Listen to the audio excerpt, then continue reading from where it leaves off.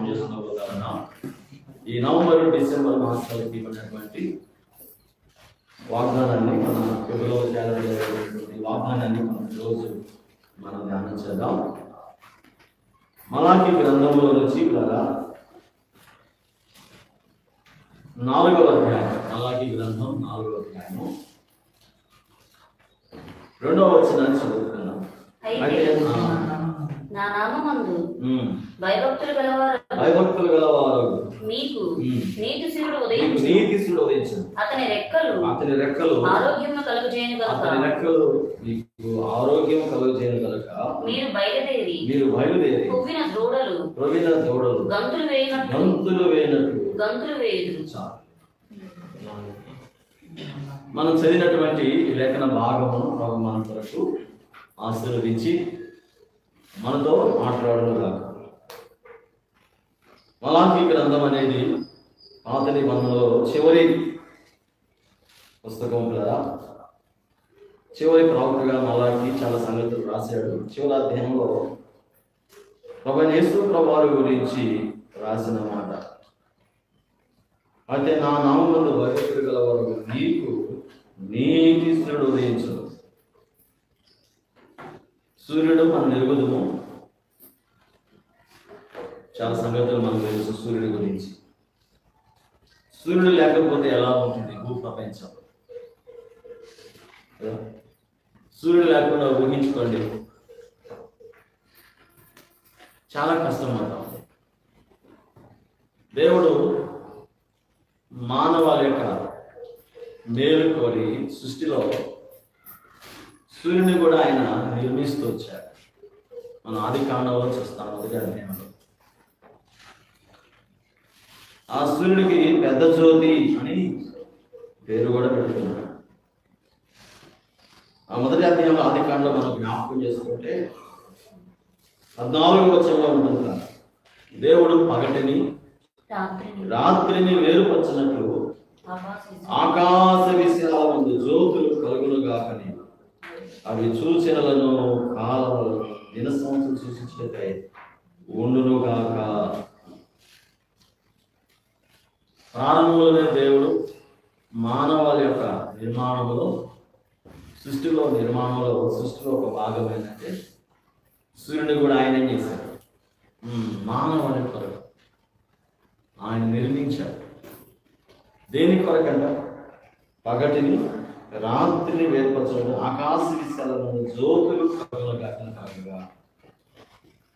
అవి సూచనలను కాలాన్ని తెలుపడం, అవి సూచనలు తర్వాత కాలాలని తెలిపే విధంగా ఉన్నాయనే సంగతి మనం చూస్తాం. కాబట్టి అవి సూచనలు ఉన్నాయి. రెండవది కాలాలు. సో మనం జ్ఞాపకం చేసుకుంటే ఉదయం అవుతా ఉంది, మళ్ళీ అస్తమయం. కనుక దినాలు లెక్కించడానికి మనకు ఒక కొలమానం అవసరమైంది.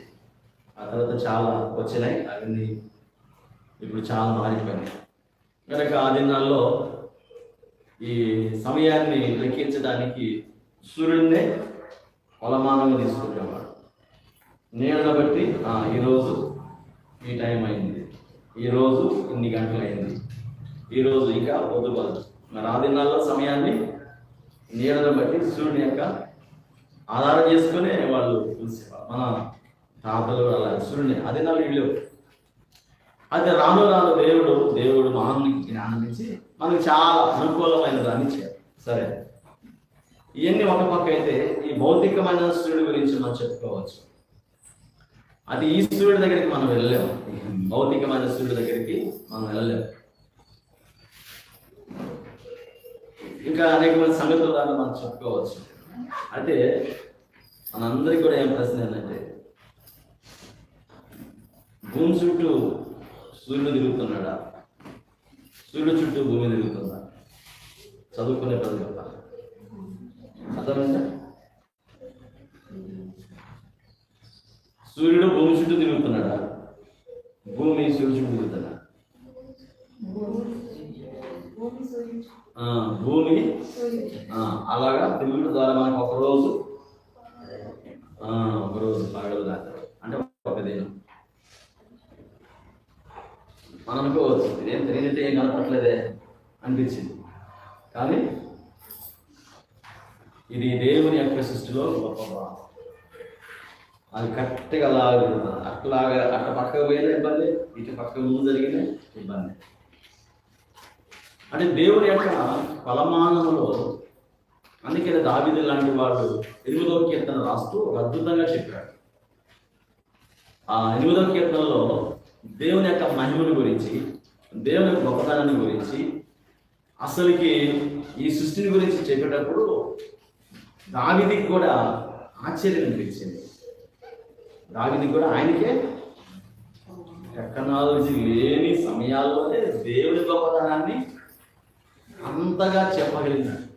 చూడ ఒకసారి 8వ అధ్యాయం మొదటి వచ్చిన నుంచి కొన్ని వచనాలు మనం చదువుకుంటే, యెహోవా మా ప్రభువా, ఆకాశములలో నీ మహిమను కనపరచువాడా. నీ మహిమ ఆకాశంలో, మీరు చూడండి ఎన్ని ఉన్నాయో, ఆకాశంలో ఏమున్నాయి, నక్షత్రాలు ఉన్నాయి, చంద్రుడు ఉన్నాడు, ఇంకా భూమి అంతటా నీ నామం ఎంతో ప్రభావం గలది. భూమి అంతటా కూడా, అక్కడే కాదు ఇక్కడ కూడా, భూమి మీద ఎన్నో ఉన్నాయి. అది కూడా ఆయన నామం కొరకే. తర్వాత శత్రువులను పగ తీర్చుకుని వారిని మాన్పివేయుటకై నీ విరోధులను బట్టి బాలుల యొక్కయు చంటి పిల్లల యొక్కయు స్తుతుల మూలమున నీ ఒక దుర్గమును స్థాపించి ఉన్నావు.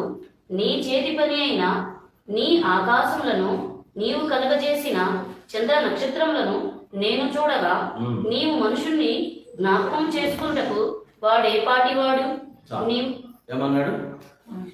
నువ్వు కలగజేసిన చంద్ర నక్షత్రాలు, సూర్యుని దేవుడు నక్షత్రంగా కదా. కాబట్టి జ్ఞాపకం చేసుకుంటే ఈ భూమి కన్నా నక్షత్రాలు చాలా పెద్దవి, చాలా పెద్దవి, చాలా పెద్దవి, చాలా పెద్దవి. వాటిని సమీపించాలన్నా మన సమయం సరిపోదు, మన జీవితం సరిపోదు, వేల కిలోమీటర్లు. కాబట్టి అందుకే దావీదు అంటాడు, నువ్వు కలగజేసిన చంద్ర నక్షత్రములను నేను చూడగా. అలాగే మనుషుని జ్ఞాపకం చేసుకోవడానికి దావీదుకి అర్థమైపోయాడు. అలాగే దేవుని సృష్టి దగ్గరికి వస్తే మానవుడు తేలిపోతాడయ్యా. అసలు ఆ సృష్టి అంత గొప్పగా నువ్వు చేసావు. అసలు వాటిని చూసి మానవుని చూస్తే అర్థం కావట్లేదు. వీటిని జ్ఞాపకం చేసుకోవటానికి ఏ పాట అంటే జ్ఞాపకం చేసుకోవడం అంటే యెషయా గ్రంథం 3వ అధ్యాయం చివరి వచనం చదవండి. యెషయా గ్రంథం 3వ అధ్యాయం చివరి వచనం. యెషయా గ్రంథము క్షమించండి 2వ అధ్యాయం చివరి వచనం. 2వ అధ్యాయం చివరి వచనం. తన నాసికారంధ్రములలో ప్రాణము కలిగిన నరుని లక్ష్యపెట్టకును, వారిని ఏ విషయంలోనూ ఎన్నిక చేయవచ్చు. ఎక్కడుందంట చెప్పండి. తన నాసికారంధ్రములలో ప్రాణము కలిగిన నరుడు ఎక్కడ ఉందంట? దేవుడు నరుడులో అలా తీసుకోవచ్చు. అంటే చిన్న గాలి లాంటి, అది పోతే కాదు, ఒక్క నిమిషం అలాగా మన గాలిని అడ్డు పెట్టండి. గాలి లాంటి ఏమైతుంది? ఇది మన స్థితి. అది దావీదుకి అర్థమైంది. అందుకనే దేవా నువ్వు కలగజేసినటువంటి వీటిని చూసి మమ్మల్ని చూసుకుంటే అసలు నేను చల్లన వాడమన్నట్టుగా చెప్తా ఉన్నాడు. కనుక పిల్లడా, ఈ భౌతికమైన ఈ సృష్టి గురించి దేవుని యొక్క ప్రణాళికను బట్టి దావీదు దేవుడిని మహిమపరుస్తున్నాడు, ఆరాధిస్తున్నాడు. అయితే మలాఖీ గ్రంథంలో మనం చదువుకున్నటువంటి ఆ సూర్యుడి పేరేం పేరు చెప్పండి? నీతి సూర్యుడు. జాగ్రత్తగా మాట. మనం ఇప్పటి వరకు చెప్పుకున్నంతా భౌతికమైన సూర్యుడు, ఆయన సృష్టించిన సూర్యుడు, ఆ సూర్యుడికి ఉన్నటువంటి విధానాన్ని మనం చూసుకోవచ్చు. అది ఇప్పుడు మనం చదువుకున్నటువంటి అయితే మనం చెప్పుకునేటువంటి మాటలు ఎవరి గురించి అంటే నీతి సూర్యుడు. చెప్పండి, ఎవరు ఈ నీతి సూర్యుడు అనేది మనం జ్ఞాపకం చేసుకోవాలి. ఈ నీతి సూర్యుడు ఎలాంటి వాడు? ఒకసారి మనం చదువుకున్న మలాఖీ గ్రంథం 4వ అధ్యాయం చదువు. ఒకళ్ళు మలాఖీ 4, మలాఖీ గ్రంథము 4వ అధ్యాయం 2వ వచనం. అయితే నా నామమందు భయభక్తులు గలవారకు మీకు నీతిశూరుడు ఉదయించును. నీతిశూరుడు ఉదయిస్తాడు. ఎవరి మీద ఉదయిస్తున్నాడు? ఈశ్వరుడు. ఈశ్వరుడేమో ఈ భూమి మీద ఉన్న ప్రతి జీవి దగ్గరికి వెళ్తాడు. మనకు తెల్లారుతుందంటే అలా తెలియాలంటే పగల కనపడుతుంది ఈశ్వరుడు. ఈశ్వరుడు లేకపోతే మనకి. అయితే ఇలాంటి స్థితిలో ఈశ్వరుడి గురించి మనం తెలుసుకున్నప్పుడు, అలాగే మానవుని గురించి, మానవ ప్రపంచంలో ఒక నీతిశ్వరుడు ఉదయిస్తున్నాడు. ఆ నీతిశ్వరుడు ఎలాంటి వాడు? ఆ పేరునే కనపడుతుంది, ఆ నీతిశ్వరుడు. ఆ నీతిశ్వరుడిని మనం ఇప్పుడు ఆరాధన చేయబోతున్నాం. ఈ నీతిశ్వరుడు ఎవరో కాదు, మనం జ్ఞాపకం చేసుకుంటే మన ప్రభువే. ఈ నీతిశ్వరుడు సర్వమానవ యొక్క రక్షణ కొరకు ఆయన ఉదయించాడు. అందుకనే లోకాసు వార్తలో బాప్తిస్మం ఇచ్చే యోహాను చెప్పిన మాటలు, అలాగే మరీ చెప్పిన మాటలు ఒకసారి నేను మీకు జ్ఞాపకం చేస్తాను. చదువుతారా? చూడండి, బైబిల్ ఉన్నవారు మీరు కాబట్టి లోకాసు వార్తలో ఈ మాటలు మనం చక్కగా జ్ఞాపకం చేసుకుంటాం. చూడండి, లోకాసు వార్త 1వ అధ్యాయం 76, 79 కలిసినాయి కానీ చాలా వచ్చినారు. కానీ ఆ 76, 79లో చివరి లైన్లో చూడండి, చివరి లైన్ ఒకటి ఉంటుంది. మన దేవుని మహావాత్సల్యమును బట్టి వారి పాపమును క్షమించుట వలన తన ప్రజలకు రక్షణ జ్ఞానము ఆయన అనుగ్రహించినట్లు ఆయన మార్గమును సిద్ధపరచుటకై నీవు ప్రభువునకు ముందుగా నడుతూ మన పాదములను మరణ ఛాయలు. ఈశ్వరుడేమో సర్వమానవాళికి ఉపయోగపడతా ఉన్నాడు. అందరికీ అవసరం. ఈశ్వరుడు లేకపోతే ప్రపంచం నడవదు.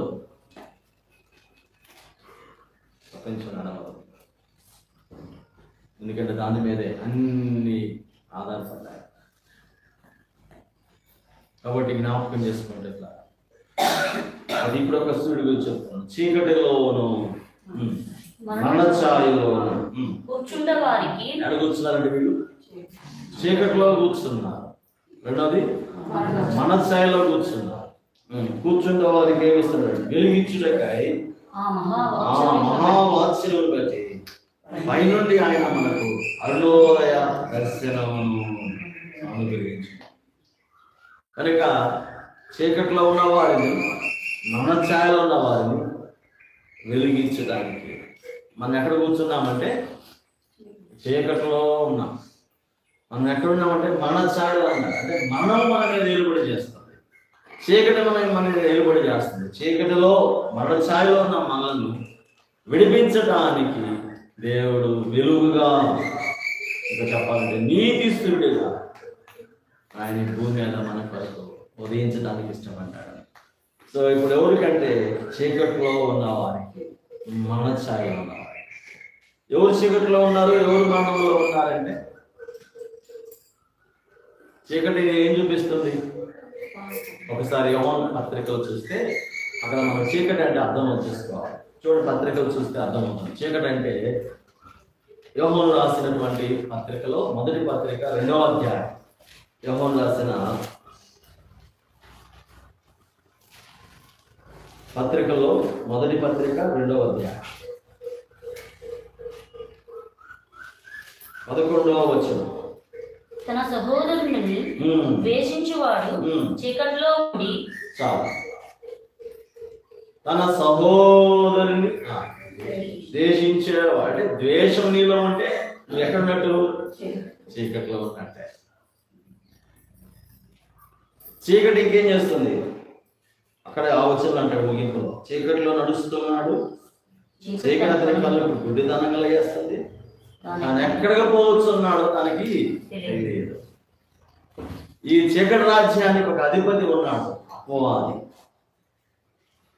వాడు చీకటి సంబంధం. మనం కూడా చీకటి సంబంధాలు. ఇప్పుడు చీకటిలో మనకి ఎవరు కావాలంటే నీతిశుడు కావాలి. మనం ఎక్కడున్నాము? చీకట్లో. ఏడు చీకట? మనం ఇతరులను ద్వేషిస్తే ఏం చేసినట్టు? చీకట్లో ఉన్నట్టుగా. ఎఫెసీ పత్రికలో పౌలు అంటాడు, ఆ వెలుగు గురించి చెప్తూ ఒక మాట అంటాడు 5వ అధ్యాయం 8వ వచనంలో, మీరు పూర్వమందు చీకటితో పోల్చాడు. అంటే మనమందరము ఎవరు చెప్పండి? చీకటి వాడు. చదువుతారా? ఎఫెసీ పత్రిక 5:8లో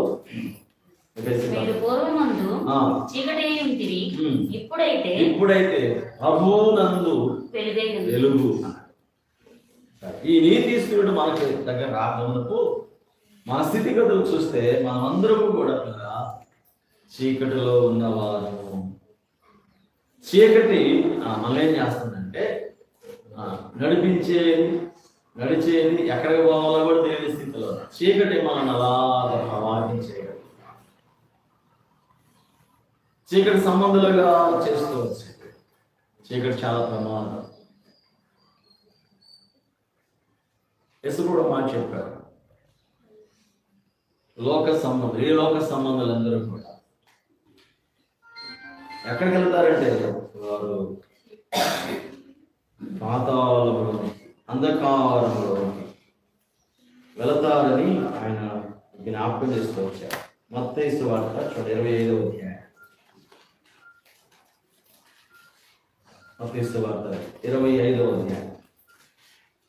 మత్తయి సువార్త 25వ అధ్యాయం.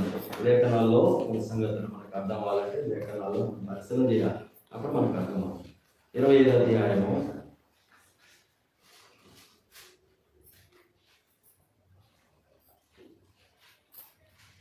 41వ వచనం.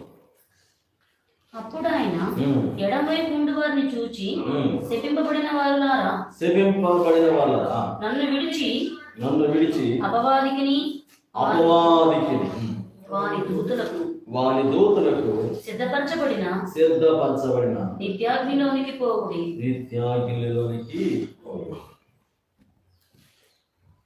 ఇక్కడ మనం జ్ఞాపకం చేసుకుంటే ఎవరు సిద్ధపరచబడినది? అంధకారం. ఈ అంధకార సంబంధమైన యుగం, లేకపోతే అంధకార సంబంధమైనటువంటి ఆ చీకటి సంబంధమైనటువంటి వ్యక్తి అయినటువంటి అపవాది కొరకు. ఎందుకంటే ఆ చీకటి వాళ్ళని పట్టుకుంటుంది. కాబట్టి చీకటి అంటే ఇతరులను మనం ద్వేషిస్తున్నాం. ఇప్పుడు చీకటిలోనే ఉన్నాం. ఇంకో మాట కూడా అన్నాడు కదా, చీకటిలో నడుస్తున్నాడు. చీకటిలో నడుస్తుంటే ఎడగపోతాడు, నడవగలుగుతాడు. నిజంగా చెప్పాలంటే అంటే తన జీవితం అలాగా మనోనేత్రాలు వెలిగించబడక తన జీవితంలో తిరుగుతున్నాడు. ఒకప్పుడు మనం అలాగే ఉన్నాం, చీకట్లో ఉన్నాం, చీకట్లో సంచరిస్తూ ఉన్నాం, ఎక్కడికి పోతున్నాం, గురి లేదు. ఈ జీవితం అంటే తెలియదు, మనకి దేవుడు అంటే తెలియదు, దేవుని ప్రేమ తెలియదు, దేవుని మాటలు తెలియదు, ప్రభు ఎందుకు వచ్చాడో తెలియదు. ఇది మన స్థితి గతి, ఇదే కదా. ఇలాంటి స్థితి కలిగిన మనలను ప్రభు జ్ఞాపకం చేసుకొని మనం విమోచించడానికి ఎలా వచ్చాడంటే నీతిస్తుడిగా. ఈ నీతిస్తుడిని మనం చూడగలుగుతామా? ఈ నీతిస్తుడిని మనం చూడగలుగుతామంటే నిజంగా జ్ఞాపకం చేసుకుంటే అనేక మాటలు మనకు అర్థమవుతాయి. ప్రకటన గ్రంథంలో 1వ అధ్యాయంలో కనబడుతుంది. ఆ ఒక్క మాట మనం జ్ఞాపకం చేసుకుని ఆరాధించగలుగుతాం. ప్రకటన గ్రంథము ఈయన చూడగలిగి ఉన్నాడు. ఆయన ముఖాన్ని గురించి రాస్తూ ప్రకటన గ్రంథం 1వ అధ్యాయం 16వ వచనం. ఆయన తన కుడి చేత 7 నక్షత్రాలను పట్టుకొని ఆయన నోట నుండి 2 అంచులు గల వాడి ఖడ్గం బయలు విడొచ్చి ఆయన ముఖం మహా తేజస్సుతో ప్రకాశించుచున్న సూర్యుని వలె. ఆయన ముఖము ఎలాగట? ప్రకాశిస్తున్న సూర్యుని వలె ఉంది. ఈ ప్రకాశిస్తున్న సూర్యుని వలన ఈ ముఖాన్ని ఎవరు చూశారు? పద్మాసు దీపములు ప్రవాసిగా ఉన్నటువంటి యోహాను గారిని చూడగలిగారు. చూసాడు. చూసేమైపోయాడు? చచ్చిన వారి వలె నిజంగా ఆ దర్శనంలో చూసిన ప్రభుని చూసినప్పుడు ఆయన ముఖం ఎలా ఉందంటే ప్రకాశిస్తున్న సూర్యుని వలె కదా. ప్రకాశిస్తున్న సూర్యుని వలె ఆయన ముఖము మహా తేజస్సుతో కదా కనబడతా ఉంది. ఈ దృశ్యాన్ని ఊహించుకోండి. ఈ దర్శనంలో ఈ దృశ్యాన్ని చూసినటువంటి యోహాను గారు ఏమైపోయినారు? చచ్చిన వాడు లేకున్నాడు, ఇక లేవటానికి కూడా లేదు. ఆయన ముఖము మహా తేజస్సుతో ప్రకాశిస్తున్నటువంటి తేజస్సు కలిగినటువంటి ఆ ముఖం ఆయన చూడలేకపోయినాడు. అంటే మీరు అర్థం చేసుకోండి, ఆయన ఎలాంటి వాడు అంటే అంత శ్రేష్ఠ. అందుకే దేవుడు ఎవరంట, దేవుడి గురించి చాలా చెప్తాడు కదా, దేవుడు ప్రేమాసుడు. చెప్పండి, దేవుడు అంటే మనకు అర్థం కాదు. దేవుడు అంటే మనలో ప్రేమ ఉందంటే దేవుళ్ళలో ప్రేమ ఉంది. ఆ ప్రేమ మనకు వచ్చింది, మన ఇతరులను ప్రేమిస్తుంటాం. ఆ ప్రేమను ఎక్కడ నేర్చుకున్నాము? మన అమ్మను నేర్పించలేము. వాస్తవంగా దేవుడే మనకు అది, ఆయన ప్రేమాస్వరూపుడు కాబట్టి ఆ స్వభావం మనలోకి వచ్చేసింది. దేవుడు ప్రేమమయం. అందుకే దేవుడు ప్రేమాస్వరూపుడు. దేవుడు వెలుగై ఉన్నాడు. ఎవరు చెప్పండి? దేవుడు ఎవరంట? దేవుడు వెలుగు. ఆ వెలుగైన దేవుడు కదా. జ్ఞాపకం చేసుకుంటే ఆ వెలుగు నిజంగా ఎంత గొప్పదంటే ఎంతో గొప్పది. ఆ వెలుగును మనం చూడలేము. ఆ వెలుగును దేవుడు వెలుగై ఉన్నాడు కనుక ఆ వెలుగైన దేవుడిని మన కళ్ళతో, ఈ కళ్ళతో మనం చూడలేమండి. గుర్తుపెట్టుకోండి. చాలా మంది ఏమంటారు, ఆ దేవుడు చూపించు అంటారు. దేవుడు మనం చూపించలేము. దేవుడిని మనము చూపించలేము. పరిమితమైనటువంటి మానవుడు అపరిమితమైనటువంటి దేవుడిని ఈ దృష్టితో చూడలేడు.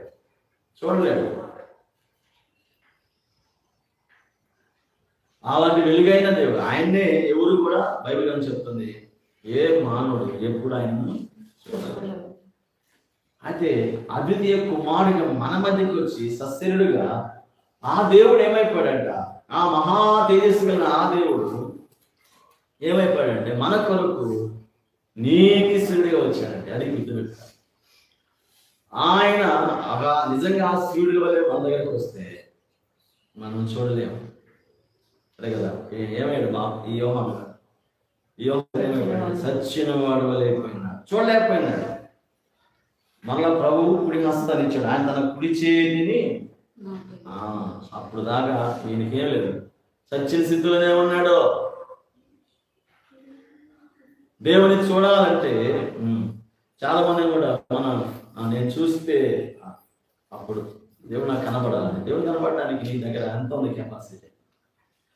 దేవుడు మనం ఎవరైనా చూడలేరు. అందుకే దేవుడు ఎవరంటే ఆత్మ. చాలా పదాలు ఉన్నాయి. దేవుడు ఆత్మ, దేవుడు ప్రేమాస్వరూపి, దేవుడు వెలుగై ఉన్నాడు. దేవుడు నిత్యుడు. ఈ మాట గుర్తుపెట్టుకోండి. దేవుడు నిత్యుడు అంటే అర్థం ఏంటి? ఎప్పుడు ఉండేవాడు. ఆయన ఎప్పుడు ఉండేవాడు. ఒక రోజు కాదు, ఒక నెల కాదు, 3 నెలలు కాదు, 4 నెలలు కాదు, సంవత్సరం అంటే కనుమరిగే దేవుడు కాదు. ఆయన యుగ యుగాలు ఉండే దేవుడు, నిత్యుడైన దేవుడు. యువతికాల సంఘంలో అలాంటి దేవుడు మనందరి కొరకు నీతిస్తుడిగా ఈ లోకానికి చెప్పారు. నీతిస్తుడిగా ఉదయించాడు. సామాన్య విషయం కాదు. నీతిస్తుడిగా ఆయన మన మధ్యకు వచ్చాడు.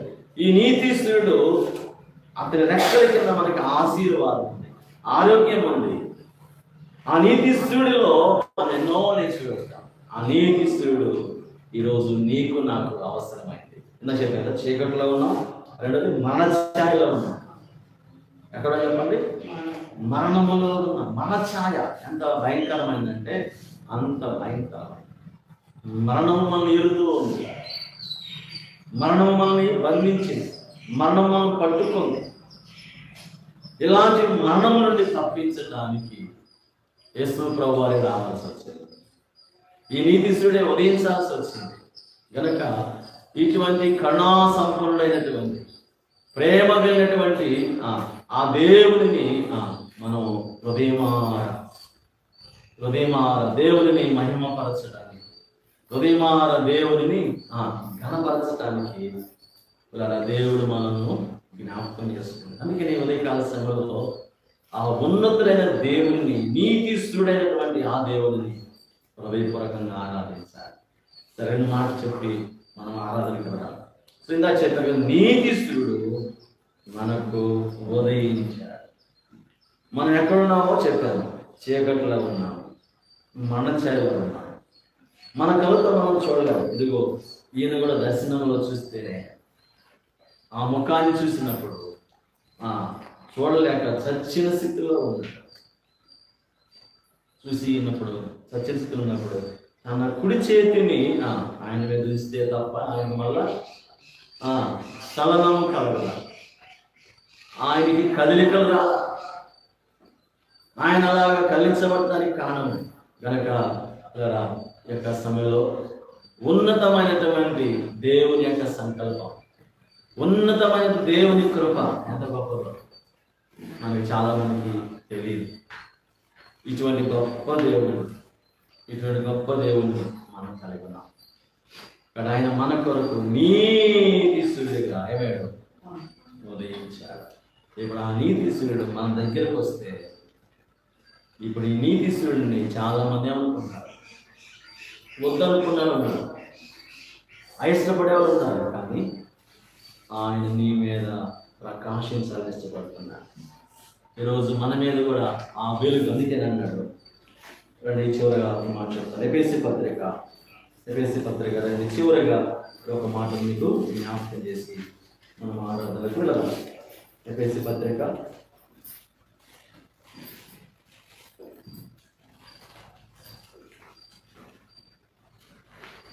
5వ అధ్యాయం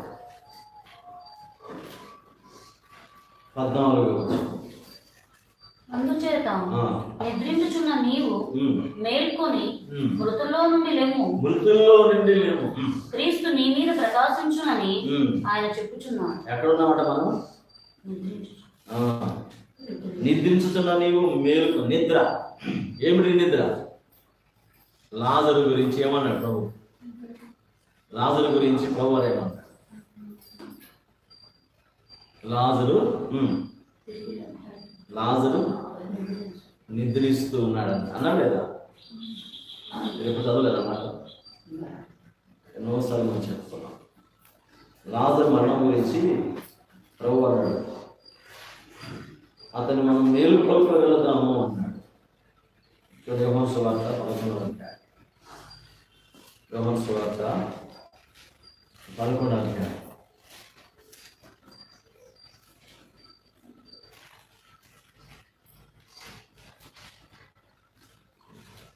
యోహాను సువార్త ఒక మాట 11. ఆయన ఈ మాటలు చెప్పిన తర్వాత మన స్నేహితుడైన లాజరు నిద్రించుచున్నాడు. ఏమిటి నిద్ర?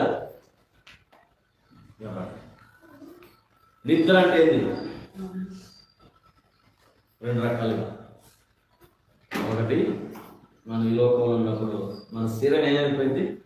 ఈ బాడీకి చెప్పండి, బాడీ ఉదయం 6 నుంచి 11, 2 గంటల దాకా కూడా ఏం చేస్తారు? ఏదో చేస్తానే ఉంటారు. కనీసం ఈ దేహానికి 8 గంటలన్నా ఏముండాలి? డాక్టర్ చేసేది 8 గంటలన్నా నిద్ర ఉండాలి. వృద్ధులకైతే 4 గంటలు సరిపోతుంది. పిల్లలకి మాత్రం అప్పుడే పుట్టిన పిల్లలకి మాత్రం ఎంత నిద్రపోతే అంత బలం. అయితే జ్ఞాపకం చేసుకోండి నిద్ర. ఈ నిద్ర గురించి మనం జ్ఞాపకం చేసుకోండి. ఏమిటి నిద్ర అంటే, ప్రభువు చెప్తున్నాడు, లాజరు చనిపోయాడు. చనిపోయినటువంటి లాజరు గురించి చెప్తున్నాడు. ఆయన ఏం చెప్తున్నాడంటే మరణాన్ని నిద్రతో పోలుస్తున్నాడు. మరణాన్ని నిద్రతో పోలుస్తున్నాడు. గుర్తుపెట్టుకోవాలి. అంటే విశ్వాసులైన మన జీవితంలో కూడా మనం కూడా నిద్రపోతాం. అది నిద్రపోయి ఏం చేస్తాడు? నిద్రపోతుంటే అర్థమేంటి? లేస్తాడని అర్థం. నిద్రపోతున్నట్టు అర్థమేంటి? లేస్తాడని అర్థం. ఒకరోజు లేపబడతాడు. అందుకే అంటాడు, క్రీస్తు నీ మీద ప్రకాశిస్తున్నాడు, మేలుకొని నువ్వు మేలుకొని. ఎఫెసీ పత్రిక మనం చదివాము 5వ అధ్యాయం. నిద్రిస్తున్న నీవు మేలుకొని అంటే మృతుల్లో నుండి లేపేవాడు ఆయన. క్రీస్తు నీ మీద ప్రకాశిస్తున్నాడు. కనుక ఈ నీతి సూర్యుడు ప్రభువైన యేసు క్రీస్తు. ఈరోజు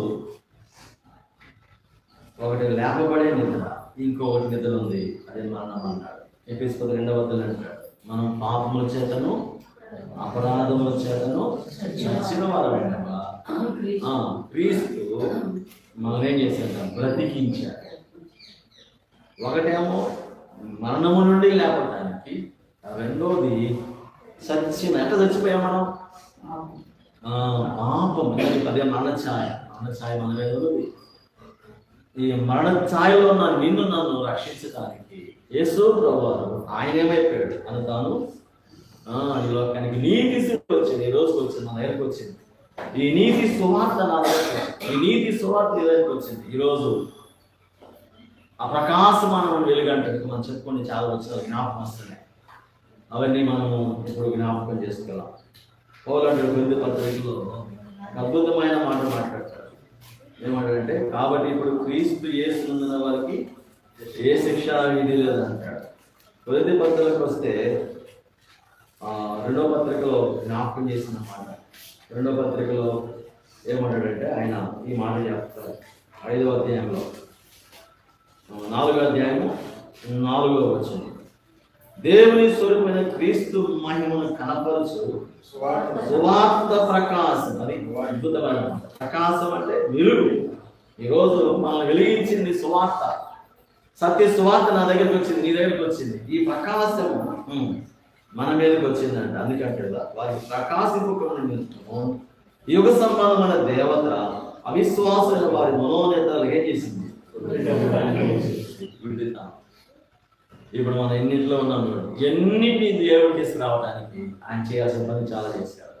సో గుండెతనంలో ఉన్నాం, మన స్థాయిలో ఉన్నాం, జ్ఞాపకం చేసుకుని చీకట్లో ఉన్నాం. ఇవన్నిటి నుంచి విలువ చేయడానికి యేసు ప్రభువు నీతిస్తుడు ఈ లోకానికి వచ్చాడు. ఆ నీతిస్తుడు యోహాను గారు చెప్పబడినాడు, అయ్యా నేను సచ్చినవాడిగా ఉండగా. ఆయన ఎలాంటి వాడు? ఆయన ముఖమాట ఎలా ప్రకాశించి సూర్యుని వల్లే ఇప్పుడు మన మీద కూడా ఆయన ప్రకాశించారు. ఆయన ప్రకాశించకపోతే మన పరిస్థితి ఏమయ్యేది? ఆయన మన దగ్గర రాకపోతే మన స్థితి ఏమయ్యేది? మరొక ఒకసారి జ్ఞాపకం చేసుకుంటారు.